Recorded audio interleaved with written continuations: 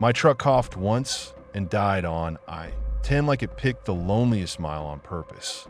The engine hiccuped, the dash lit up, and then the whole thing went dead quiet, like somebody yanked the plug. I coasted onto the shoulder and sat there gripping the wheel, waiting for it to restart out of spite. It didn't. The heat coming off the hood felt personal. I popped the hood, got slapped by hot wind, then the sky dropped and the thunder hit so close my teeth clicked. It wasn't a slow build. 1 minute it was dry and ugly. The next it was black overhead and loud like a freight train. Rain started hard, turned the dust into slick mud, and the shoulder went from safe spot to greased curb in about 30 seconds. No signal. I held my phone up, walked a few steps, tried again like that ever fixes anything. Nothing. I tried my company radio. Static. I thumbed the transmit button anyway and said my unit number, and I'm on eye into the hiss. Still nothing, just that empty crackle. I dug in the cab for my tool bag because having weight in my hands made me feel less helpless. I wasn't thinking hero stuff. I was thinking if someone yanks my door, at least I swing something. Headlights appeared behind me. A lifted pickup rolled slow, past, then stopped ahead with its lights off. Not hazards, not brake lights, just dark. It didn't pull over behind me. It didn't keep going. It just sat there, angled a little toward the shoulder, like it had picked a spot. That's when my gut flipped. I've had plenty of people ignore me on the roadside. This wasn't that. This was attention. I stepped away from my driver's door and walked toward the guardrail, keeping my flashlight pointed down so I didn't blind myself in the rain glare. Standing next to my door made me feel like bait. Out in the open, at least I could move. The pickup door opened. A guy got out and kept his hands low. Lightning flashed and showed his grin, then hit it again. Bald cap, broad shoulders, jeans dark with rain. He didn't call out if I needed help. He didn't say anything friendly. He just started walking, steady, like he'd already decided how this went. I did the dumb checklist in my head because panic wants something to do. Turn hazards on, already on. Pop hood done. Check battery cables, hot, wet, and useless. I even tried the ignition again, listening for a click, any sign of life. Nothing. I thought about 911, then remembered the no signal screen and wanted to smash the phone against the fender. He got close enough that I could see his hands in the flashes. Empty, palms down, like a magician showing you there's no trick. But his belt sagged like he carried weight on one side. In one lightning burst, I caught a roll of something white clipped near his pocket. Looked like tape or ties, then the dark swallowed it again. My brain latched onto it and wouldn't let go. I lifted my flashlight and aimed it at his face, and that's when he finally spoke, low and casual, like we were neighbors. "You broke down?" The way he said it made it feel like an accusation. I didn't answer. I just said, "Louder, stay back." My own voice sounded thin in the storm, and I hated that. He didn't stop. He only slowed, like he was enjoying me setting boundaries he could step over. I tried the radio again. Static. I tried my phone again, even though I knew it was useless. I popped open 2 roadside reflectors and shoved them onto the wet gravel behind my truck, waving my flashlight like I was flagging down traffic that wasn't there. I wanted witnesses. I wanted headlights. I wanted anything that wasn't him. He kept coming anyway, calm, like the storm gave him permission. The beam caught his face for half a second, and it wasn't drunk, stupid, or lost. It was focused, like he'd been waiting for a situation like mine. I told myself to get back in the cab and lock the doors. Then I pictured him yanking the handle, pounding the glass, me trapped in a dead truck with nowhere to go. I argued with myself in fast, ugly thoughts. Run, hide, fight, don't be dramatic, don't be a fucking idiot. And every option felt bad.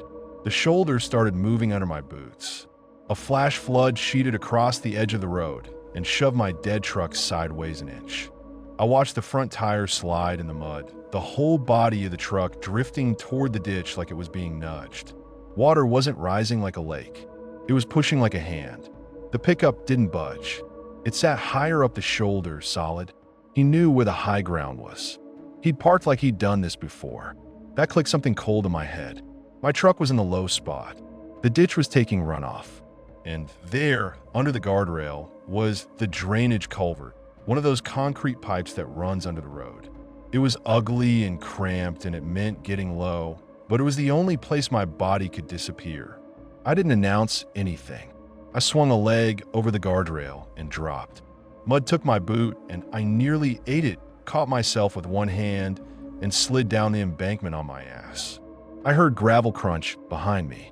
He sped up, not panicked, just enough to close space. I hit the ditch, splashed through ankle-deep runoff, and jammed myself into the culvert mouth. The smell changed immediately. Wet concrete, old oil, rot. I shoved my tool bag ahead of me and crawled. The water inside wasn't deep yet, but it was fast enough to pull at my sleeves.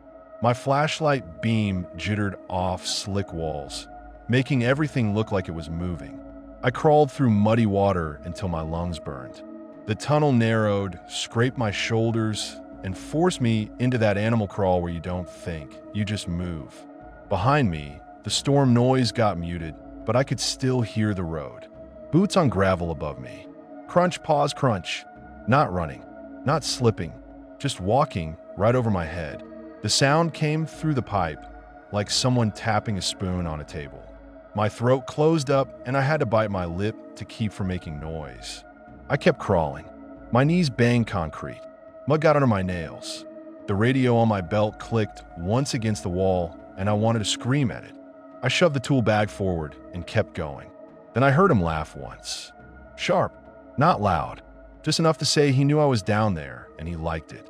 That little laugh did more to me than a shout would have. It turned my fear into something mean. I stopped for half a second, listening for him to drop down into the ditch, for the splash of his boots, for the scrape of a body squeezing into the pipe behind me. Nothing, just water and my breathing. His steps drifted off. That should have helped, but it didn't. It made me think he was circling to the other end, because culverts have two mouths, and he'd already shown he knew the terrain. I crawled harder. The water got higher in one low section, and I had to tilt my head to keep my mouth clear. My flashlight died. I didn't stop to fix it. I kept moving blind, hands sliding along the wall, searching for the slope up. The air shifted, less stale, more outside. The pipe widened, and my fingers hit grass and trash and the soft give of mud instead of concrete. I shoved myself out into the ditch on the far side and lay there for a second, shaking like a busted machine. The rain had eased to a steady slap instead of a roar. The highway still looked empty, just wet and shining under occasional lightning. I crawled up the embankment and got onto the shoulder 200 yards down from where I'd gone in. I turned and stared back, tried to see his pickup. The bend and the rain swallowed everything. I started walking anyway, fast, keeping to the edge. I kept looking for taillights, for any sane driver who might pull over and ask what the hell was going on. Nothing came. The storm had scared everyone off the road, and that left me alone with him, which felt like the point. I counted the seconds between lightning flashes and told myself to move on the dark ones. I didn't want him seeing me in full light, even for a blink. Every time lightning hit, I expected to see that lifted truck rolling with its lights off behind me. I kept my tool bag gripped like a weapon and hated myself for even thinking that mattered. Then I saw something sitting on the shoulder ahead, placed like somebody set it there. My tool bag, not washed into the ditch, not half buried, just sitting upright, zipper facing up, handle turned toward the lane like a present. My stomach dropped so hard I almost gagged. There was no way it floated out and landed like that. Someone put it there. I crouched and listened. No engine close. No footsteps. Only rain dripping off the guardrail. I wanted to leave it. I wanted to keep moving and not touch anything he'd touched. But my key, my ID, my stuff, my whole life was in that bag. I reached out like I was grabbing a snake, unzipped it with shaking fingers and looked inside. Inside was my phone, still dead, and a zip tie looped through the case like a collar.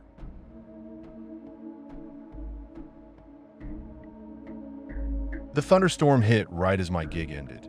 So I drove until the wipers couldn't keep up and pulled into a small town with one bar, one motel, and one gas station that looked closed even while it was open. My van smelled like sweat and guitar strings. I wanted a bed and silence. I'd loaded out in the rain, hands numb, amps scraping the van floor. I had cash jammed in my wallet and my ears still ringing. The highway turned into a two-lane with no shoulder and black water pooling into ruts. Every time a semi passed, it threw a wall of spray that blinded me for a full second. That's long enough to die. I kept telling myself, just make it to a bed, just don't end up asleep at the wheel. The bar sat off the main street like a waiting room. Neon beer signs, one warped window, trucks parked like they owned the lot. I went in because I needed a bathroom and maybe a sense of where the hell I was. Inside the bar, every head turned the second I walked in. Not curiosity, inventory. I ordered water and kept my keys in my fist. A man at the pool table kept staring at my hands like he was learning my habits. The bartender acted like I'd asked for something offensive. He said they don't do free, and I told him I'd pay for the fucking water. He slid a bottle over instead, way too expensive, and watched to see if I'd argue. I paid because I wanted the receipt in my pocket and the interaction over. Pool guy kept his cue in one hand and his phone in the other, thumb moving. Two guys in a booth faced the door, not each other. A woman at the corner table looked at me with that quick pity look and then looked away like she didn't want to be seen having pity. When I shifted my weight, their eyes moved with me. I tried to be normal and failed because my skin already knew something my brain wanted to argue with. I used the bathroom, came back out, and pool guy had drifted closer. Not a threat, not yet, just close enough that I had to change my path. He leaned in like he was going to ask for a light or my name, then just stared at my keys again like he wanted to see if I'd ever set them down. I said, "Have a good one," and pushed for the exit. He followed 2 steps behind, then stopped like he'd hit an invisible line. He smiled anyway. That smile felt like practice. The motel was across the street. 1 story, doors facing the lot, yellow bulbs under an overhang. The office smelled like wet carpet and bleach. The clerk looked up too fast, like he'd been watching the camera feed instead of the screen. His hair was neat, shirt tucked in, smile already on. He pointed at the lot like he was directing traffic and told me to pull my van under the brightest bulb so the cameras can see it. I told him it was already parked fine. He chuckled like I made a cute mistake and said he was just trying to keep me safe. The motel clerk asked my room number preference, my plate number, who I was meeting when I'd leave. He smiled the whole time like questions were friendly. I took the key, walked to the room, and saw my van reflected in the lobby camera monitor behind the desk. That monitor showed my van crystal clear, right in the center of the frame, like it mattered more than the lobby. When I answered, he didn't type. He wrote quick little notes on a pad, like he was building a file. He asked for my ID and turned it over in his hands longer than he needed, like he was memorizing it. He asked what room I preferred, and I said I wanted the far end, away from the office. He tried to steer me toward one near the front, said it was easier in the weather. I said no again, firmer, and his smile tightened for half a second before he snapped back into friendly. I told him I was tired and just wanted to sleep. He said, "Of course," and kept asking anyway. "You sure you're alone? Anybody meeting you from the bar? You got family expecting you?" I gave him half answers, and he kept nudging, always smiling, always acting like I was the rude one for not playing along. I took the key sleeve without touching his fingers and left before he could ask more. The rain had eased, but the air still felt charged. My room door stuck, then opened with a wet suck. The lock looked old. I threw my gear by the bed, hit the deadbolt, and slid the chain. The whole door still flexed when I pressed it, like the frame was soft. I checked the curtains. Thin. I checked the window latch. Cheap. I stood there listening to the hallway and the storm and the TV murmur somewhere down the row. I tried to breathe like a normal person, and my chest wouldn't do it. I tried calling the front desk just to hear a human voice on the other end. It rang and rang until it clicked to nothing. In my room, the power flickered. The AC died. The hallway light outside my door stayed on. Then I heard footsteps stop right in front of my room, and a key card swiped the wrong slot once, twice, like someone testing. Not the fumbling swipe of a drunk guest. Slow, deliberate, like somebody testing the plastic, learning where the sensor was. Then the handle rattled hard. A quick, angry shake. Silence. Another swipe. Another shake.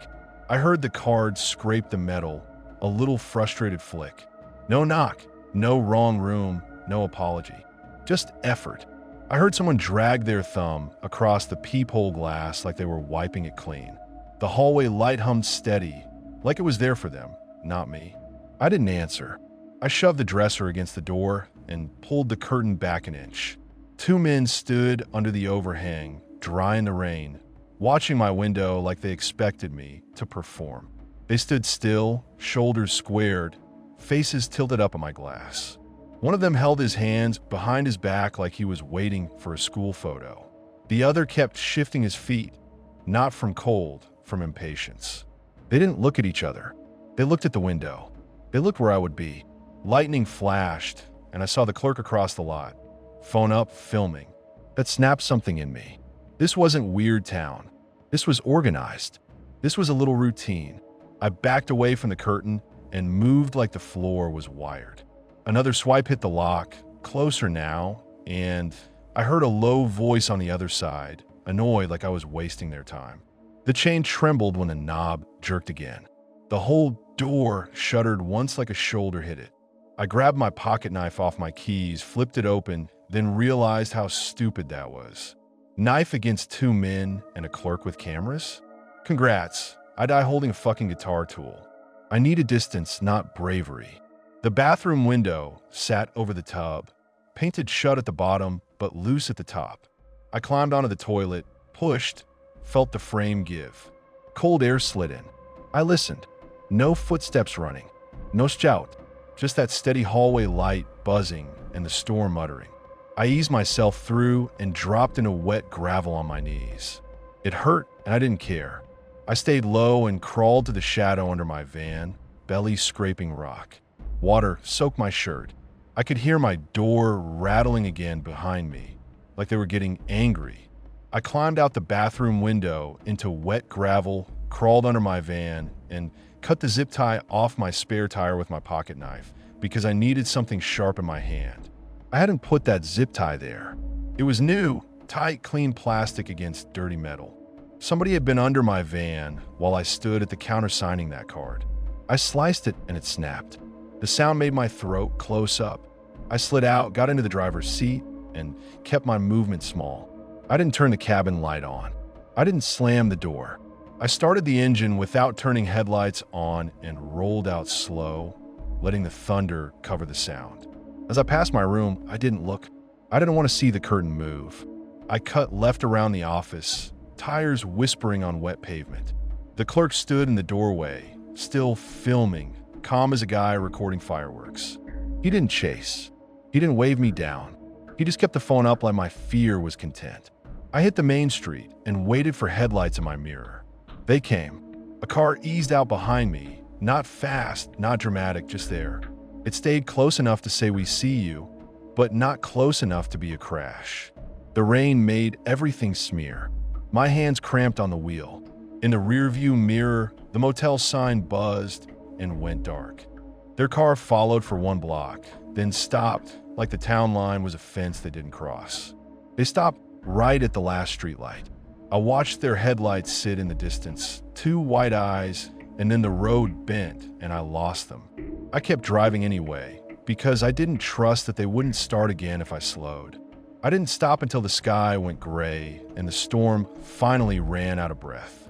I drove until sunrise with my knuckles locked on the wheel, because I knew the truth now. Storms don't just trap you. They tell the wrong people you're stuck.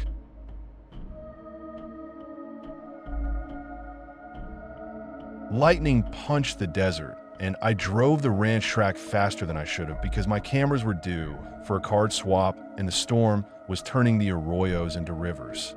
I've been putting it off because the ranch owner treated every dead camera like a fucking personal insult.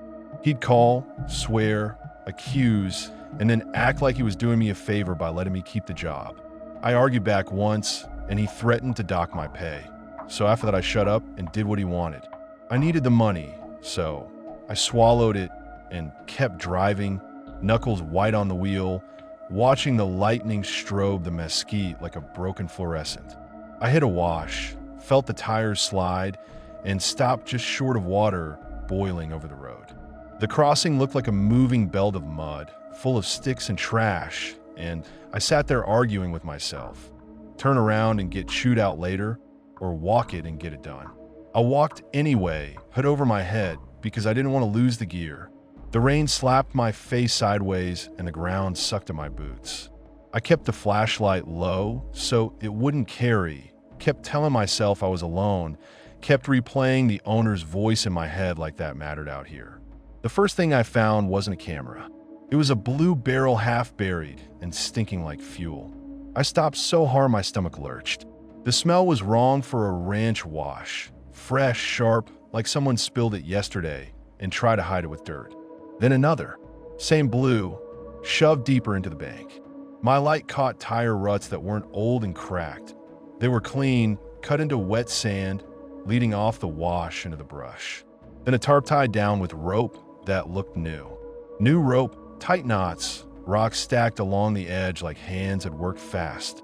I told myself not to lift it, not to get curious, not to be stupid.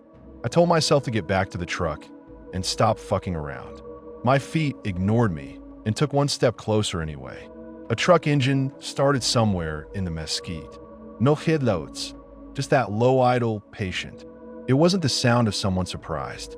It was the sound of someone letting me know I'd wandered into the wrong pocket of darkness. I swung my light toward the sound and saw nothing but shaking branches and rain. The engine kept idling like it could sit there all night. I backed up and my boot hit something soft.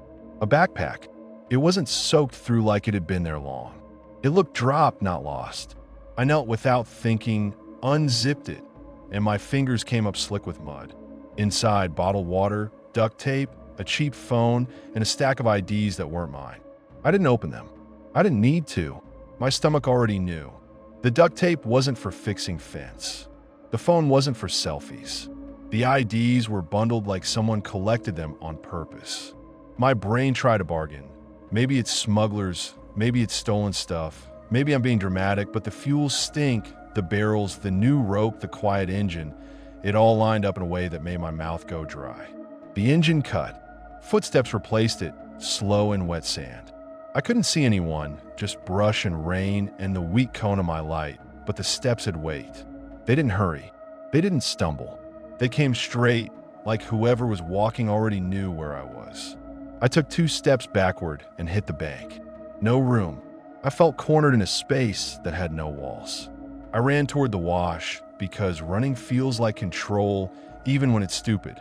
The rain hit my breathing, but it also erased my tracks.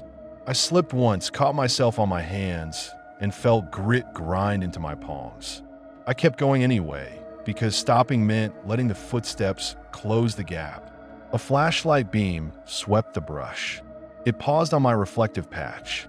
Whoever held it didn't shout. They just changed direction like they had time. That calm turn hit me harder than any threat.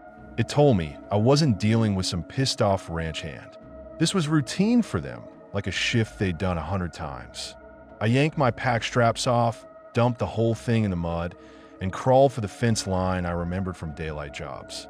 The wire showed up in flashes, lit by lightning, sagging and mean. I dropped to my belly, found a barbed wire gap, and shoved through. The barbs hooked my jacket and tore fabric with that ugly ripping sound that felt loud as a gunshot. I didn't stop. I rolled down the other side and landed in a prickly pear patch. Spines sank into my forearms. I felt them pop and stick, dozens of tiny needles that didn't come out clean. I bit my sleeve to keep quiet while the beam searched past me. My heart hammered so hard I thought it would give me away. I pressed my face into dirt, tasted metal, and stared at nothing, trying to make my body stop shaking. The light drifted near, then away, then near again. It caught the snag strip of my torn sleeve on the fence for a second and held there.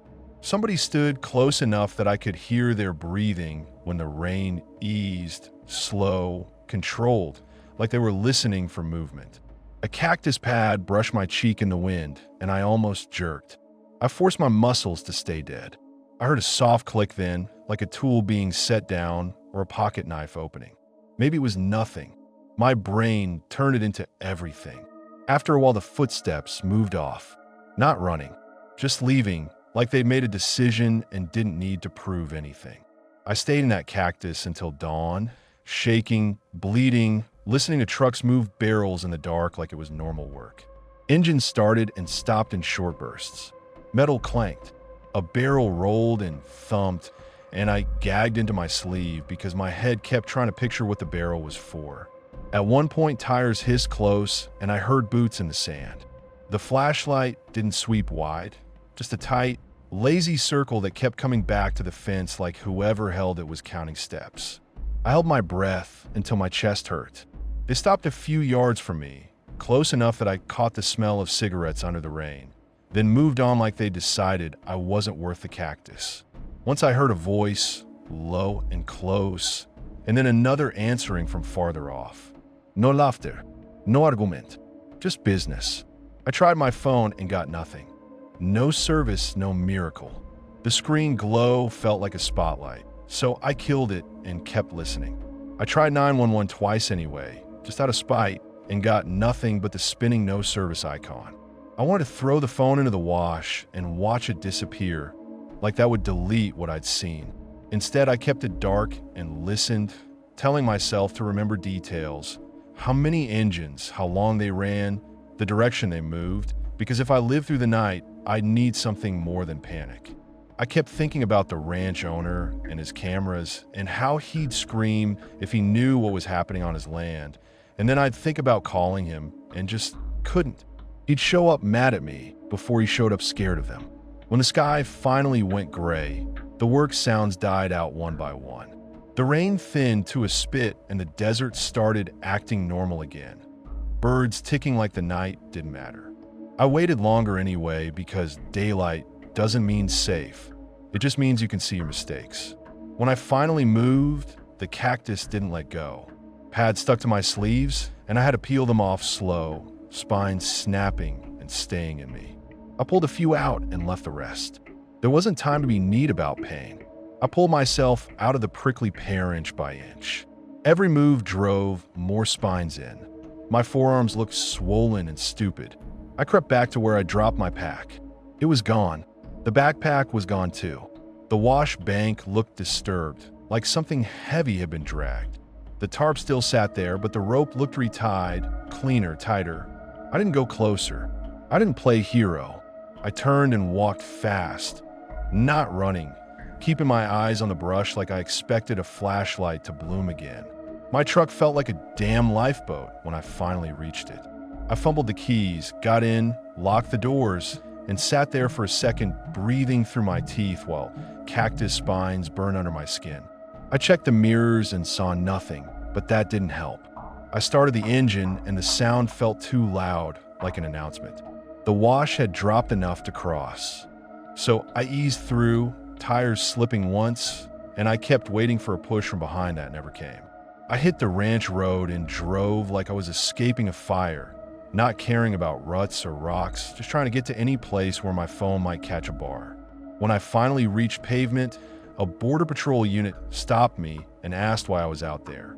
My clothes were shredded and muddy, my arms were bleeding, and I probably looked like a meth head who'd lost his way. The agent's hand stayed near his belt the whole time. I wanted to scream at them to turn around right now. Go look, go do something, do your fucking job, but I also didn't want to be the guy who cried wolf and got laughed at. I told the truth. Their faces didn't change. They just wrote things down like they'd heard it all before.